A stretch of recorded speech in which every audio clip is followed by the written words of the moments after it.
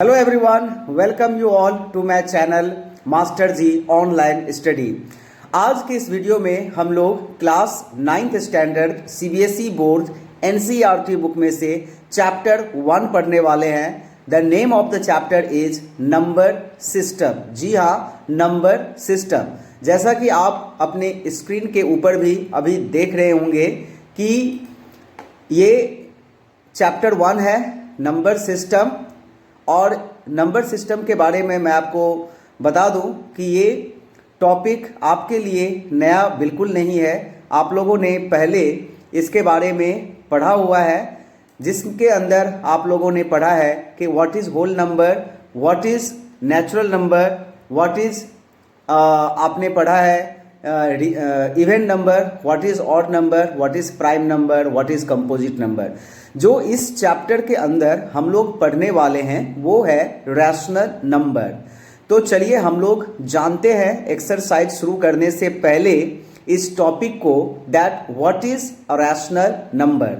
तो जैसे कि आपके स्क्रीन पर अभी दिख रहा है कि नंबर सिस्टम में रैशनल नंबर का डेफिनेशन जो आपके किताब में दिया हुआ है वो है अ number in the form of P upon Q। A number in the form of P upon Q is called a rational number where P and Q are integers and even co-prime number। P and Q are integers and even co-prime number। अब देखिए co-prime number अगर आप लोगों को नहीं पता है तो मैं बता दूं कि दो ऐसे नंबर को co-prime कहते हैं जिसका कॉमन डिवाइजर 1 होता है। For example 4 and 5 co-prime numbers हैं।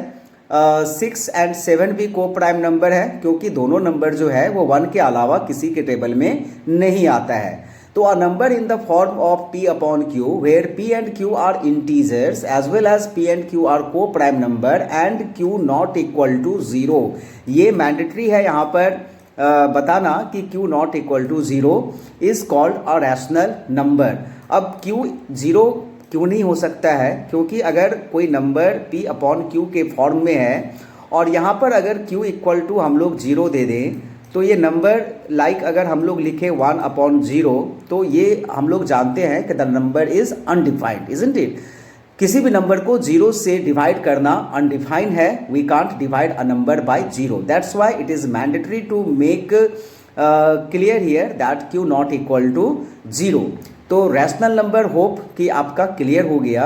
अब आइए हम लोग कुछ सवाल बनाते हैं। अच्छा चलिए, सवाल बनाने से पहले हम लोग जान लेते हैं कुछ और रैशनल नंबर के बारे में। जैसे कि अगर आपसे पूछे कि कोई रैशनल नंबर का एग्जाम्पल देने के लिए तो आप क्या लिख सकते हैं? यहाँ पर 1 अपॉन 2 लिख सकते हैं। अ number in the form of P by Q। Q 0 नहीं है, ठीक है, तो ये एक रैशनल नंबर है।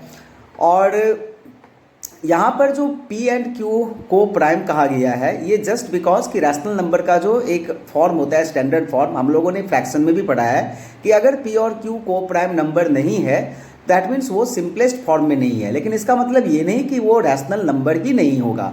अगर मैं यहाँ पर 4 अपॉन 6 लिखूँ तो 4 और 6 तो को प्राइम नंबर है नहीं, लेकिन क्या ये रैशनल नंबर नहीं होगा? जी हाँ, ये बिल्कुल रैशनल नंबर है। 4 by 6 is a rational number. लेकिन यहाँ पर बात यह है कि 4 अपॉन 6 जो है वो अपने स्टैंडर्ड फॉर्म में नहीं है, बस इतना ही।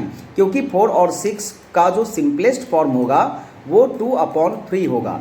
तो यहाँ पर दोनों ही रैशनल नंबर होंगे। 4 अपॉन 6 भी रैशनल नंबर है, 2 अपॉन 3 भी रैशनल नंबर ही होगा। और अगर आपसे कहा जाए कि क्या इस लॉजिक से 1 रैशनल नंबर है? बिल्कुल है जी। क्यों? क्योंकि 1 को हम लोग 1 अपॉन 1 लिख सकते हैं P बाई Q के फॉर्म में। क्या -2 रैशनल नंबर है? जी हाँ, बिल्कुल -2 भी रैशनल नंबर है क्योंकि -2 अपॉन 1 हम लोग लिख सकते हैं।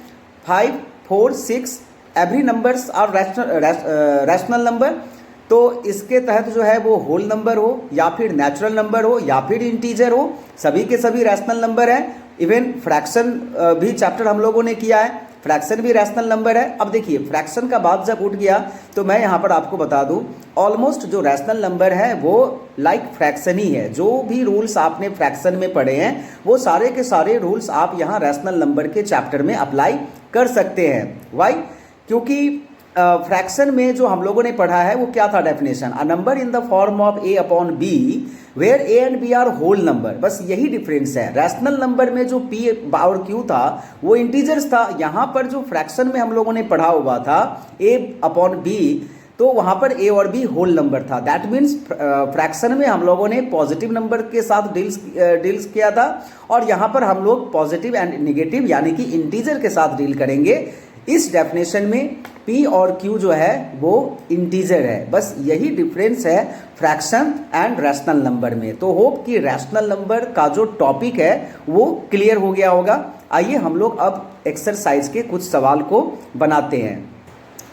तो जो फर्स्ट क्वेश्चन है वो आपके स्क्रीन पर है, एक्सरसाइज 1.1 का। और क्वेश्चन क्या है चलिए हम लोग देख लेते हैं। Is zero a rational number? सबसे पहले तो हमें इसका आंसर देना है, क्या जीरो रैशनल नंबर है? बिल्कुल है। तो यस हम लोग लिखेंगे इसका answer, yes zero is a rational number, isn't it? Zero is a rational number. और ये मैंने आपको अपने एक्सप्लेनेशन वाले पार्ट में ऑलरेडी बता दिया कि जीरो रैशनल नंबर क्यों है।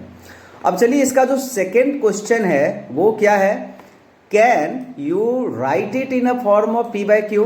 तो इसका आंसर होगा yes we can write it in a form of P by Q.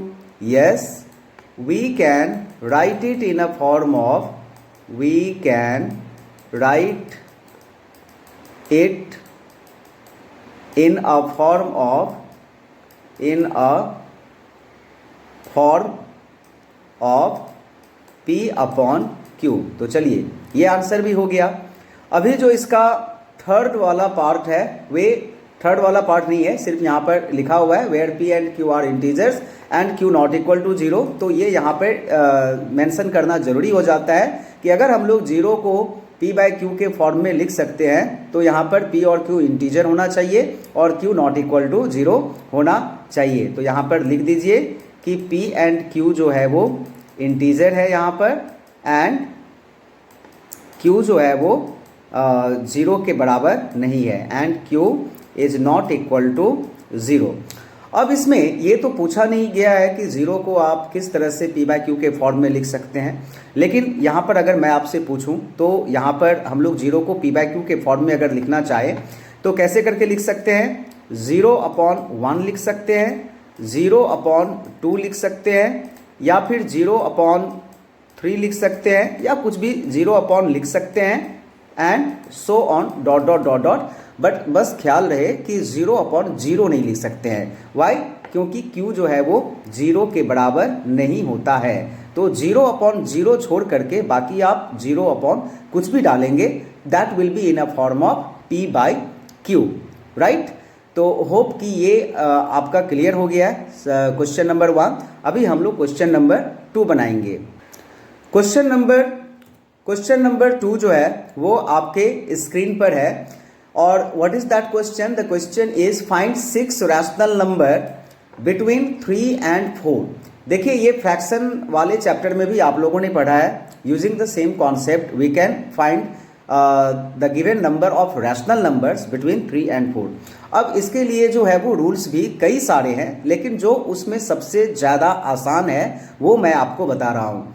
तो सबसे पहले यहाँ पर 3 और 4 जो है वो हम लोग यहाँ पर लिख देंगे कि दो नंबर जो है वो 3 बाय 4 है। इसके बाद हम लोग क्या करेंगे, 3 और 4 को P अपॉन Q यानी कि 3 बाय 1 एंड 4 बाय 1 लिख देंगे। अगर मैं आपसे पूछूं फ्रैक्शन के कॉन्सेप्ट के आधार पर कि क्या ये लाइक फ्रैक्शन, यानी कि लाइक फ्रैक्शन किसको कहते थे? जिसका डिनोमिनेटर सेम होता था।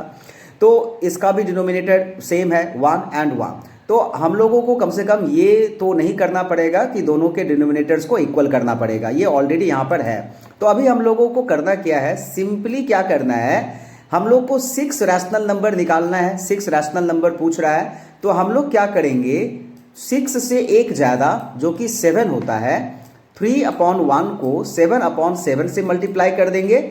लेकिन याद रहे अगर 7 अपॉन 7 से इसको मल्टीप्लाई कर रहे हैं तो नेक्स्ट वाले नंबर को भी 7 अपॉन 7 से ही मल्टीप्लाई करना पड़ेगा। जी हाँ, करना पड़ेगा, राइट? अगर इसको 7/7 से कर रहे हैं तो इसको भी 7/7 से करेंगे, अगर दोनों लाइक फ्रैक्शन में कन्वर्टेड है तो, यानी कि अगर दोनों का डिनोमिनेटर इक्वल है तो, right.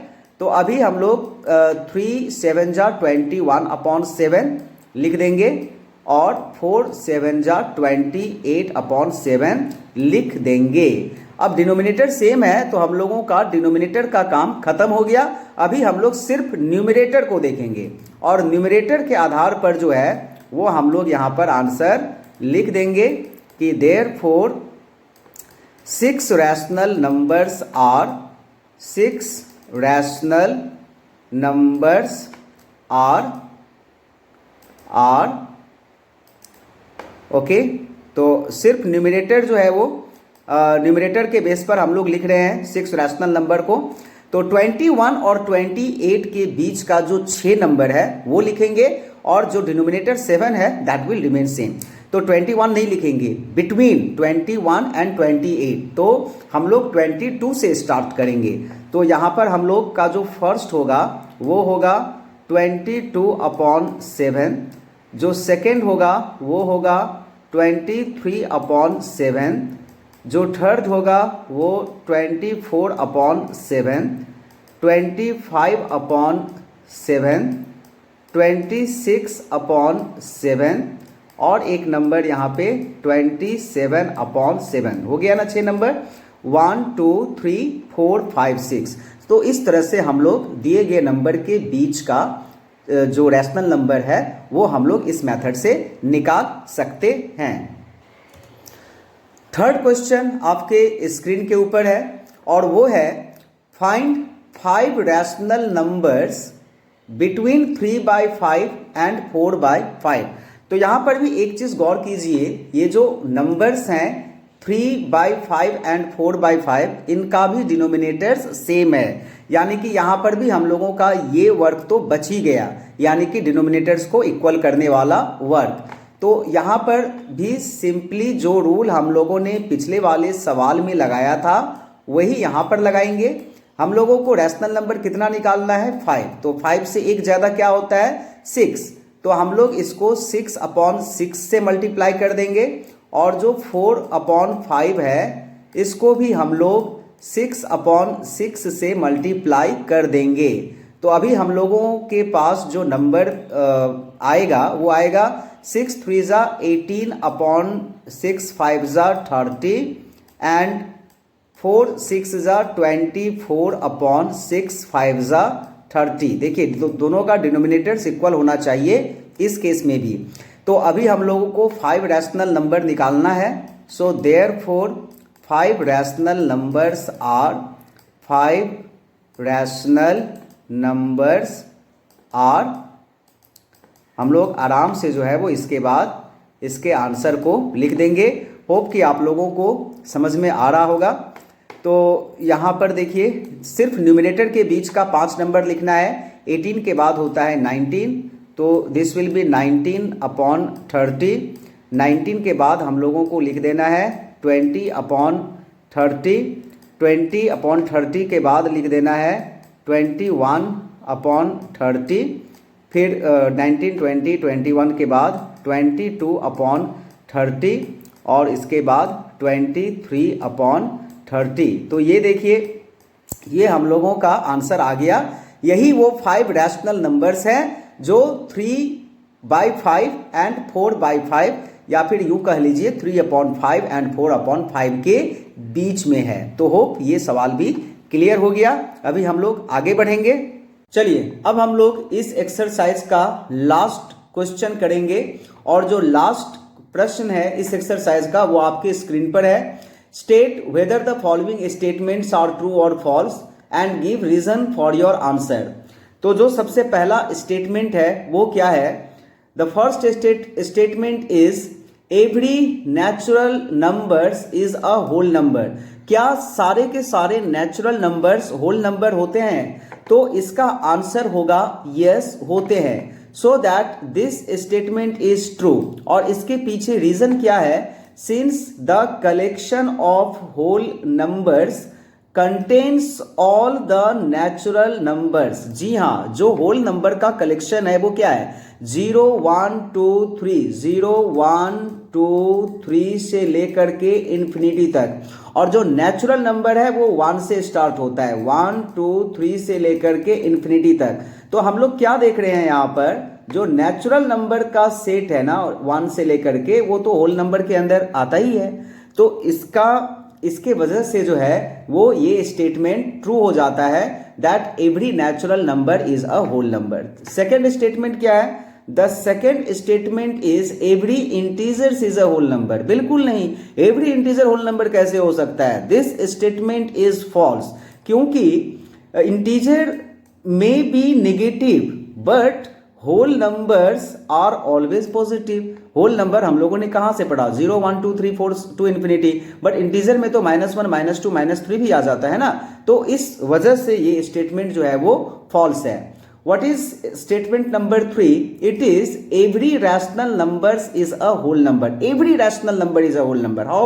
This is not possible. So that this statement is false. Why? क्योंकि 1/2 rational number है, but is it a whole number? No.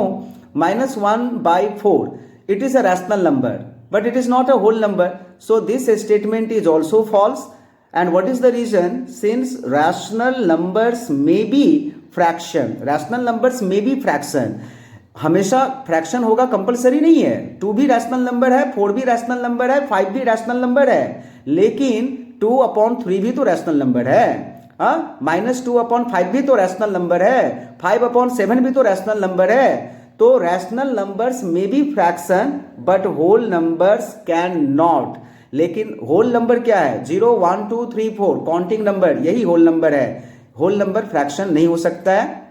तो इस वजह से ये स्टेटमेंट जो है वो फॉल्स हो गया। तो first statement is true, the second statement is false and the third statement is also false. Hope आज का जो टॉपिक था exercise 1.1 of chapter 1 number system class 9, वो आप लोगों को अच्छी तरह से समझ में आ गया होगा। और लास्ट में वन अपील है कि अगर आप मेरे चैनल पर पहले से ही हैं तो वीडियो को ज़्यादा से ज़्यादा शेयर कीजिए, लाइक जरूर कीजिए, ताकि अधिक से अधिक बच्चों तक, स्टूडेंट तक ये कंटेंट जो है वो पहुंचे। और अगर आप पहली बार हमारे चैनल पर आए हैं और इस वीडियो को देख रहे हैं तो इसे सब्सक्राइब जरूर कर लें, ताकि जो भी वीडियो हो उसका जो नोटिफिकेशन हो वो आप तक सबसे पहले पहुंचे और आप उस वीडियो को देख पाएं।